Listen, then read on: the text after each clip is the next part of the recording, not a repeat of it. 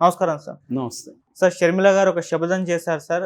జగన్ గారిని అంతు చూస్తా, నన్నే కొట్టిస్తావా అంటూ నిన్న చెప్పడం కూడా చూస్తున్నాం. అసలు షర్మిల గారు జగన్ గారికి ఏమైనా చేసే అవకాశం ఉందా ఇప్పుడున్న పరిస్థితుల్లో? ఆమె వచ్చి 1 మంత్ కూడా అవుతుంది సార్ కాంగ్రెస్ పార్టీ చీఫ్‌గా మారి. సో ఇప్పటివరకు ఏమన్నా ప్రభావం చూపించిందంటారా సార్? ఆమె జనవరి 21 అనుకుంటాను.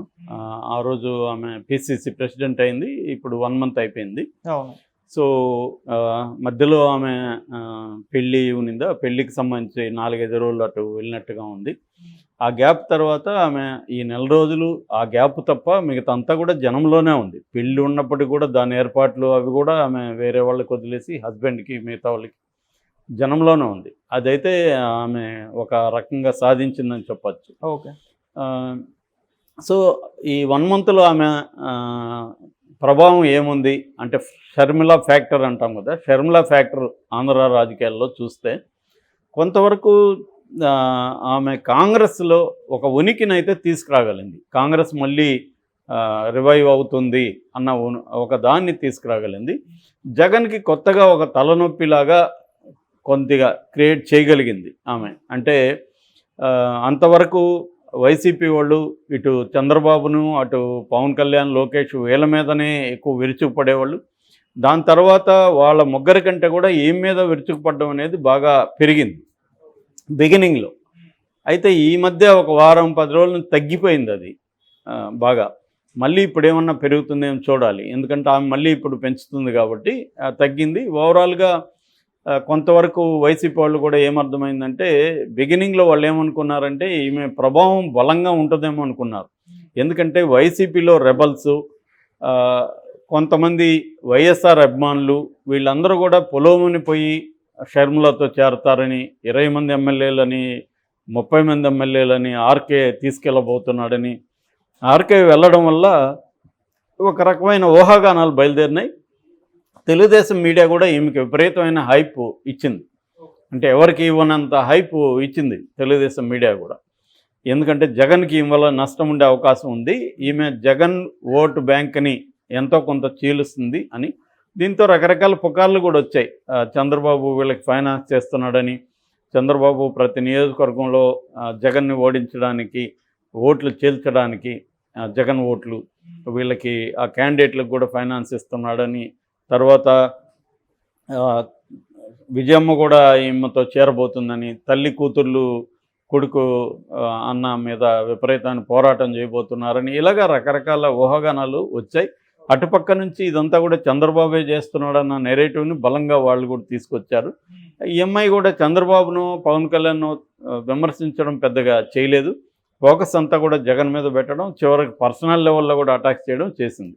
సో కాంగ్రెస్కు ఆ అమ్మాయి కొద్దిగా ఒక విజిబిలిటీ అంటాం, అంతవరకు అది కనుమరుగు అయిపోయిన దానికి ఫ్రేమ్ లేక్ తీసుకొచ్చింది. కాంగ్రెస్ కూడా ఉంది ఆంధ్రప్రదేశ్లో అన్న ఒక ఫ్రేమ్ లేక్ అయితే తీసుకొచ్చింది. కానీ క్వాంటిటేటివ్ అనాలిసిస్ చేస్తే ఆమె పార్టీలో కొత్తగా వచ్చి ఎవరు చేరలేదు. ఒక ఆర్కే చేరాడు, అతను బ్యాక్ టు పెవిలియన్. 2 నెలలు కూడా కాలేదు, అతను మళ్ళీ వెనక్కి వచ్చేసాడు. అదెవరో చెప్పినట్టు నిశ్చితార్థానికి చేరాడు, పెళ్ళికి వచ్చేసాడు. ఇంకెవరు కూడా కొత్తగా వెళ్ళి కాంగ్రెస్లో చేరిన వాళ్ళు ఎవరు లేరు. పోనీ కాంగ్రెస్లో ఉన్న వాళ్ళు ఎవరన్నా విపరీతమైన యాక్టివ్ అయిపోయారా, అది కూడా లేదు. ఆ రఘువీరారెడ్డి వాళ్ళు ఊరికే తిరుగుతున్నారు. ఆయన ఎవరు, ఆత్మ పరమాత్మ ఆయన ఉన్నాడు కదా, కేవీపీ రామచంద్రరావు, ఆయన రంగంలోకి వచ్చాడు తప్ప, ఆయన 1-2 ఇంటర్వ్యూలు చెప్పాడు తప్ప ఆయన ఎవరు పట్టించుకునేవాళ్ళు లేరు ఇవాళ. కాబట్టి కాంగ్రెస్ లీడర్షిప్ కొత్తది రాలేదు, కాంగ్రెస్లో నుంచి బయట నుంచి కాంగ్రెస్లోకి ఎవరూ రాలేదు. కాబట్టి ఆ రకంగా ఈమెదో చేయబోతుందన్నది తుస్సుగా తేలిపోయింది.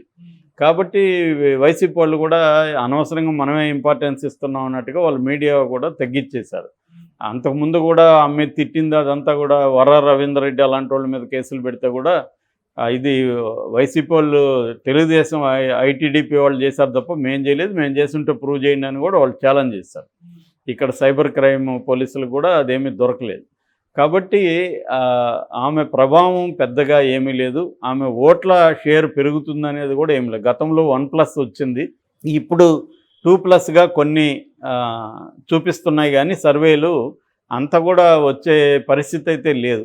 ఎందుకంటే ఎవరైనా కాంగ్రెస్కి ఓటేయడానికి ఏదన్నా ప్రాతిపదిక ఉండాలి కదా, ఆ ప్రాతిపదిక ఏమీ లేదు. రెండవది వైఎస్ఆర్ లెగసీ జగన్దే తప్ప ఆమెది కాదని కూడా తేలిపోయింది. వైఎస్ఆర్ అభిమానులు కొత్తగా ఒక అభిమాని కూడా వచ్చి చేరడం లేదు. ఇంకా ఆమెకి నెగిటివ్గానే ప్రశ్నలు వస్తున్నాయి.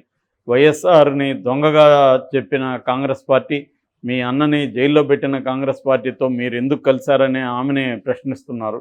దానికి ఏమి సమాధానం చెప్పినా దాని పట్ల సాటిస్ఫాక్షన్ కావట్లేదు.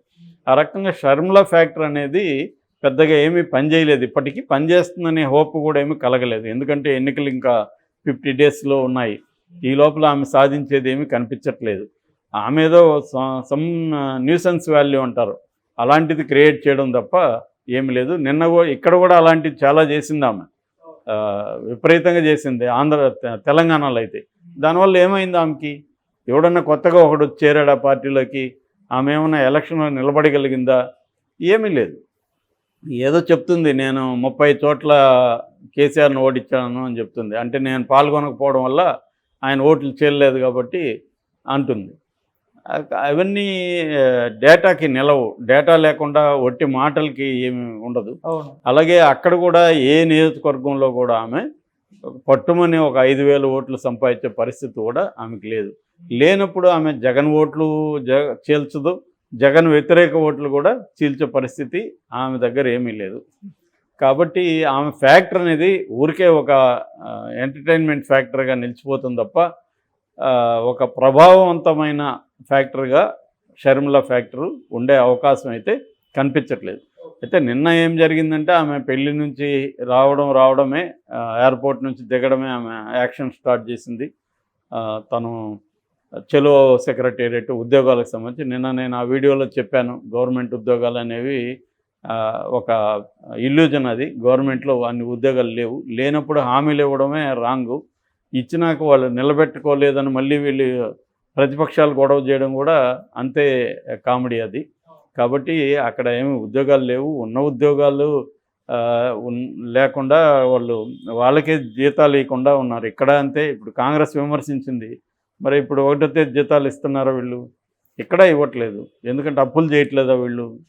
భయంకరంగా అప్పులు చేస్తున్నారు. వచ్చిన వారానికి అప్పులు చేశారు.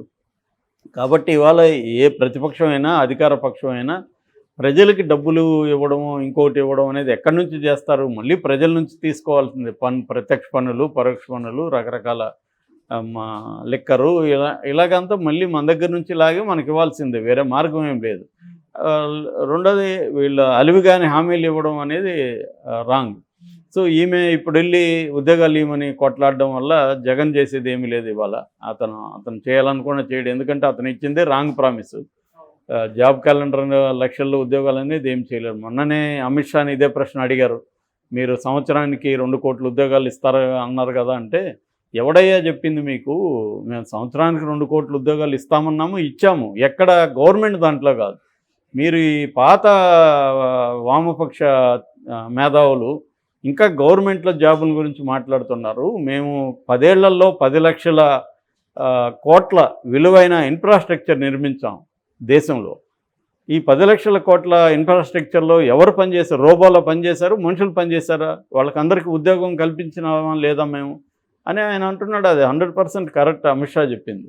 ఎందుకంటే గవర్నమెంట్లో ఉద్యోగాలు అనేది కాన్సెప్ట్ అయిపోయింది. అది దాన్ని ఇప్పుడు ప్రెజర్ చేసి ఏం లాభం లేదు. దానికంటే కూడా నువ్వు స్కిల్స్ నేర్చుకొని ప్రైవేట్ సెక్టర్లో బోల్డ్ ఆపర్చునిటీస్ ఉన్నాయి. నువ్వు స్కిల్స్ లేవు. మనకి వరల్డ్ వైడ్గా డిమాండ్ ఉంది. ఇవాళ వరల్డ్ వైడ్గా సప్లై చేయగలిగిన యూత్ మనకు ఉన్నారు. 35 ఏజ్ గ్రూప్ లోపల ఉన్న వాళ్ళు మన దేశంలో 65% పాపులేషన్లో వాళ్ళే ఉన్నారు, యూత్ ఉన్నారు.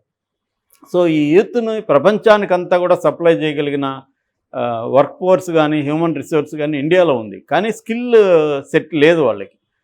150 ఏళ్ళకు పైన మనం వెనకబడి ఉన్నాం స్కిల్లో. ఒక ఇంటర్నేషనల్ స్టాండర్డ్స్, ఒక ఆస్ట్రేలియా, ఒక జర్మనీ, ఆ స్టాండర్డ్స్తో చూసినప్పుడు దాన్ని డెవలప్ చేయాలి. దాని మీద గతంలో కాంగ్రెస్ చేసింది. బీజేపీ ఇంకా మోర్ ఎఫెక్టివ్గా స్కిల్ డెవలప్మెంట్ మినిస్ట్రీని పెట్టింది, సెంట్రల్ లెవెల్లో చేస్తున్నారు.